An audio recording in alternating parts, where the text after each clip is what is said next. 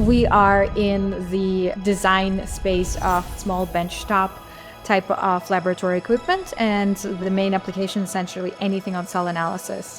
We were very interested in OpenBOM because of a need that we had to ensure accurate traceability. Excel is something that we have pushed to its limit. We decided that we needed to look for something that was going to be scalable for our business. One of the best features of OpenBOM are the neural net visualization. It's like a 3D cluster that I like to twist and turn to see what I can pull on from the component level, and I can get down all the way to the finished goods.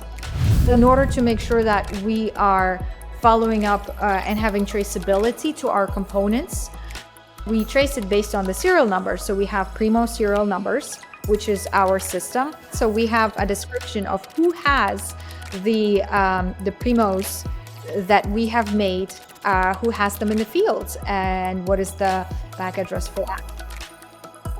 It's really impressive how well you guys take customer support at your level, which is fantastic.